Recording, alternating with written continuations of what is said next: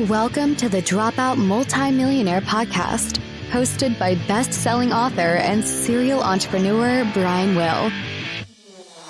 Here we go.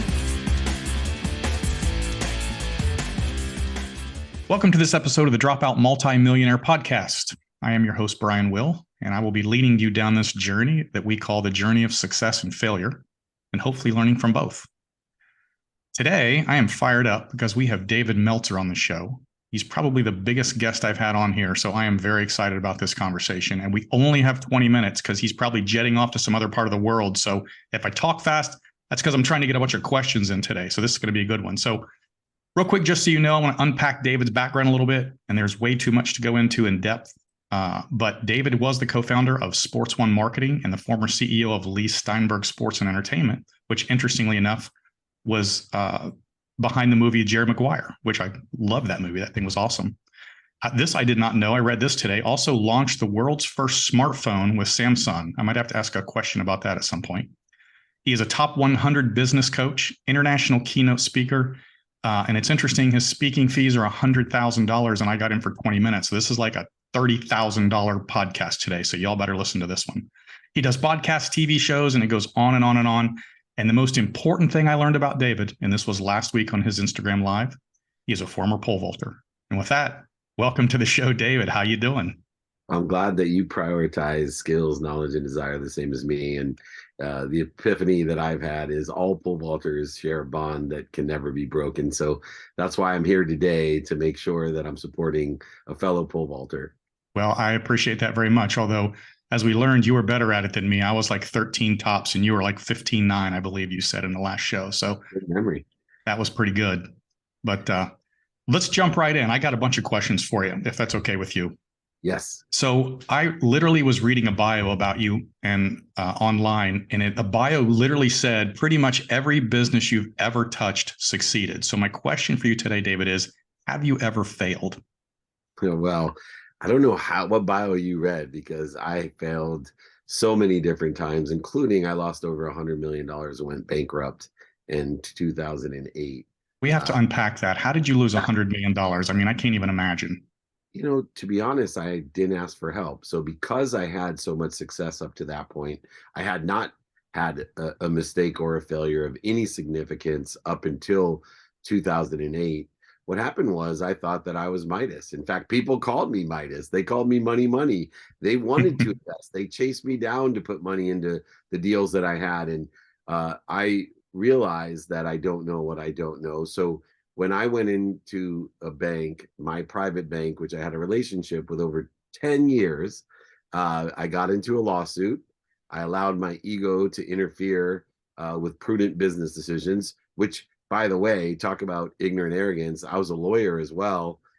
So to go ahead and to not only waste my money, but to walk into a bank that I had a $40 million line of credit, to learn a valuable lesson when I went to go get and pull down about $5 million on that $40 million. And the person who I'd been dealing with for 10 years wasn't there. And I had this person who walked up to me as I came into my private bank after 10-year relationship, being treated like a young king, right? Anything you need, Mr. Meltzer, whatever you need, Mr. Meltzer. All of a sudden I was in front of a gentleman who said, "Who is Mr. Meltzer? How can I help you, Mr. Meltzer?" So, no problem. I just want to pull down $5 million. I have a lawsuit and some other things going on. "Oh, I'm sorry. The bank's having some difficulty. We've maxed out your line at $1 million. Now, when you have 33 homes in San Diego alone, all doing well, when you have a golf course, a ski mountain, several different businesses, development businesses, as well as construction businesses, that line of credit is essential. Yep. And although I had a pretty large cash savings, as you know, today when the banks go down, your cash savings even get locked up. We just learned that with Silicon Valley. So when I became what I call illiquid, or worth over $100 million, I only was forced into bankruptcy to allow my creditors to benefit with all the profits. I'm one of the few people that probably went bankrupt, and the creditors actually benefited more than me. And I personally could have fought it more than I did, but I wanted a reset. I had found a new paradigm in my life, new values in my life. I wanted to live my life, not buying things I didn't need to impress people I didn't like. I wanted to start over in a world of abundance where I could make a lot of money, help a lot of people, and have a lot of fun via faith that I was being protected and promoted, not punished, not in a competition, not trading and negotiating everything, but living from a zero-sum game, which I was very good at, to what I call a value add game over the last 15 years.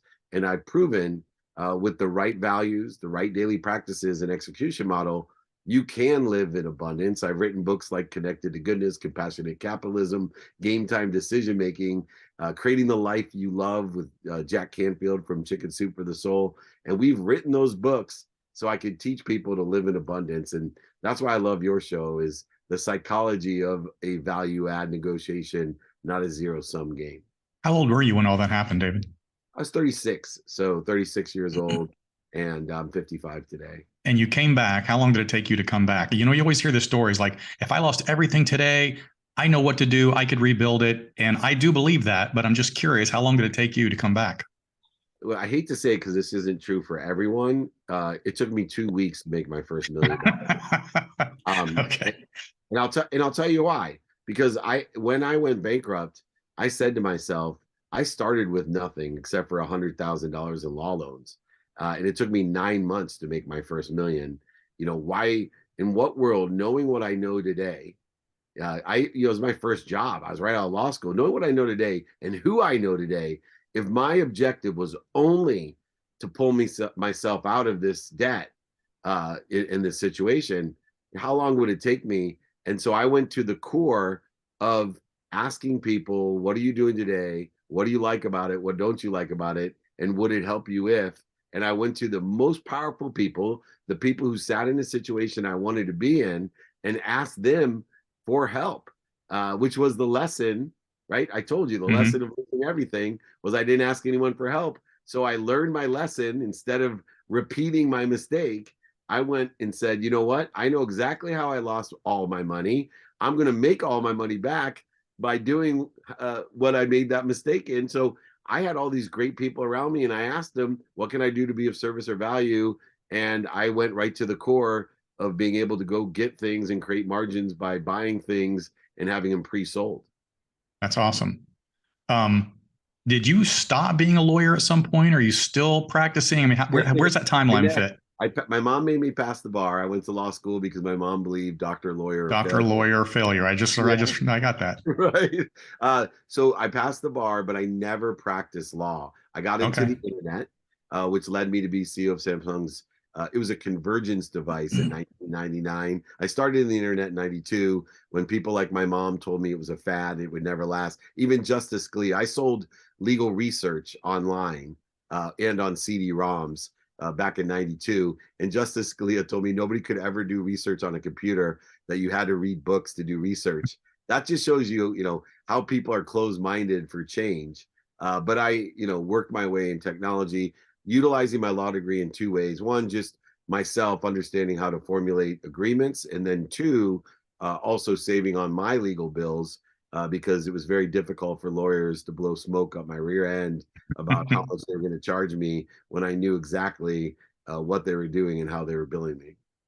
It's so funny. I've always, you talk about if you were going to do it over again, what would you do? And I've always said one of the things I would have done is gone to law school. Now, mind you, I failed out of high school, so I was nowhere near going to law school. But knowing now, I would have gone to law school just because I think I'd be a good litigator because litigation is nothing more than sales and negotiation. Apparently, I'm good at that. But yeah, I think I think I would have done law school for that very reason. That would have been fun.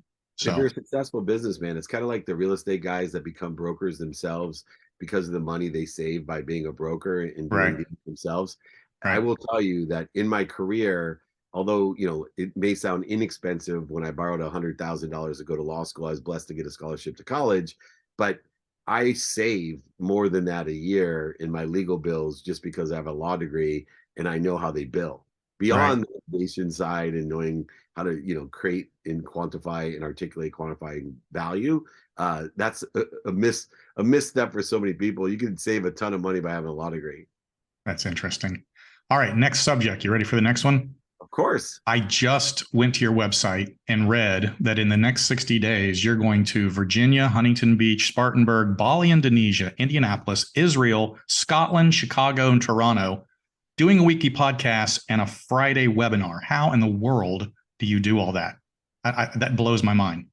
You know, I'm a student of time, and I've been studying time for 17 years, and with a lens of productivity, accessibility, and gratitude. It's kind of like at the dentist, the optometrist, when you have that machine with 3 lenses and the letters get clear or fuzzy depending on your eyesight. I literally study, I pay attention and give intention to what I think, say, do, believe, and feel in a trajectory of what I think I want in the future with these lenses of the activities of a day, the activities I planned, activities I don't have planned. A lot of people don't study that. The white space, the empty space of how I can utilize that when things come up that I don't have planned. How do I reprioritize and utilize that free time? And then my sleep. I also subcategorize time by activity I get paid for and activity I don't get paid for. So as important it is that I 7 days a week have activity I get paid for, from coaching, speaking, podcasts, TV shows, movies, all the things that I do, as you listed off in the 6 weeks. I also take vacations every day. So it's a common occurrence that, in the middle of the day, I'm in Southern California and I get a day that's 72 and sunny, that I will jump in my 55 Ford Thunderbird, grab my wife at 11:45 and drive her down to the Ritz-Carlton, park my car right out front, go out to the deck of one of the most beautiful places on earth, have one drink, a date with my wife as if we were in Cancun or anywhere around the world, and be home by 1:00. And when other people are dilly-dallying for an hour and 15 minutes, eating their Jersey Mikes or their PF Changs or whatever they're doing, I just had a luxury, exotic vacation with the person I love more than anyone, my wife. And I do stuff like that every day. We go hiking in a mountain, or, just sit out by the pool. And it's a minimum of 30 minutes a day. I vacation every day. And I will tell you that when you do things like this, 2 minutes a day is worth 2 hours on a Saturday. I'm very consistent at everything I do with the time and activities that I attribute to the time, always in the trajectory of where I think I want to be. So let me ask you this. So I've read that one of your goals in life is to empower 1 billion people to be happy. Over a billion people to be happy. So when I talk about that travel schedule and all the things that you do, and you go all over the world, it blows my mind. Are you, this is a loaded question, are you doing this because you need to do it, or is it a part of your overall goal in life? Are you chasing money, or are you really chasing the empower? Why are you doing it, and how does it tie back into that life goal? I mean, I ask myself sometimes, if I had X number of dollars, I don't know that I would ever work anymore. And it always fascinates me what drives people when they've hit these extreme levels of success and wealth to continue going. Well, I get to do it, right? I'm not going to do anything that I have to do or need to do. I get to do it.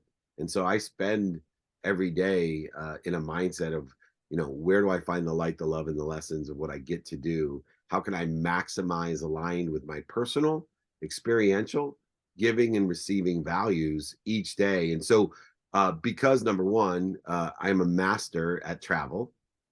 So a lot of people look at that aren't masters of travel. I can travel all of those places the same way and probably with the same ease that Michael Jordan could beat me at basketball. I can travel. Actually, my own anatomy is built for travel. I have very short legs and a long torso, which is built for an airplane. And Right. I sleep anywhere. So all of these great, I have a sleep coach who helps me as well. So for me, whether and where I am, I spend every day a minimum amount of time with my kids. I have 3 kids who are older, but I have a 13-year-old who will travel with me. We just got back from the Masters. But even to that extent, right? The way that I went to the Masters last week, Tuesday is my son's, the 13-year-old, spring break. We went to Phoenix. I had a business lunch with my son, my wife, and her friend. We went to the Waldorf. I left my wife and her friend at the Waldorf. They went to the spa and shopping. My son and I hung out together, had dinner, and then we flew to Atlanta on Tuesday night, We then went to the Masters Wednesday, Thursday, and Friday. Had a meetup, all the different things going on at the Masters besides going to the Masters together. We flew into Dallas on Friday night and had dinner with my wife, who met us there. He went to a dude ranch on Saturday. I went and visited friends and family with my wife all day on Saturday, and we took a private flight Sunday morning for Easter, first dawn, and made it to the country club for brunch with our friends and family. Spent the whole day Easter. Now my daughter came and visited us at the Masters and all these other things. But in the interment, I did, business meetings, meetups, coaching calls, all these other things. So where other people don't challenge themselves to do it all, they would just, go to the Masters, and that's all they would do. We incorporate a lot of things because I study time and I get to do these things. And when you ask, well, why do you make the money? So I don't need to make any more money. I never have to work again.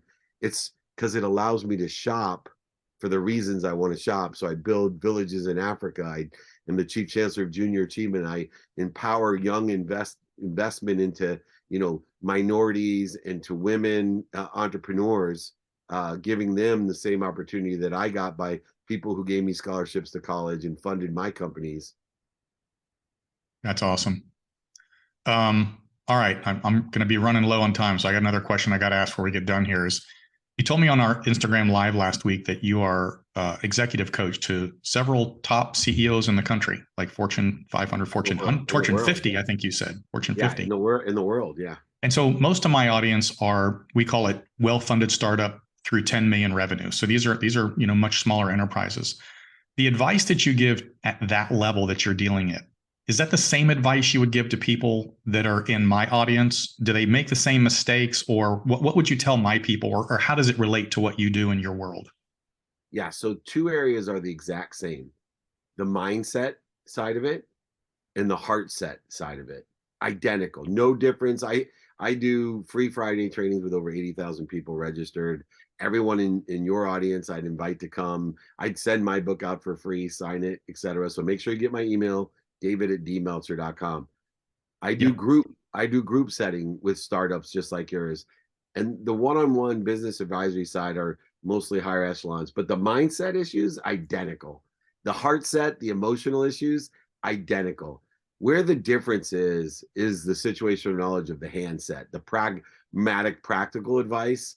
It differs when you're talking to someone that has a $80 billion company compared to an $80,000 or an $8 million company, because there's just tactical things that I've been blessed with over 35 years of running major corporations, understanding, for example, it does practically advice on how to deal with a board of directors is a big issue for these CEOs.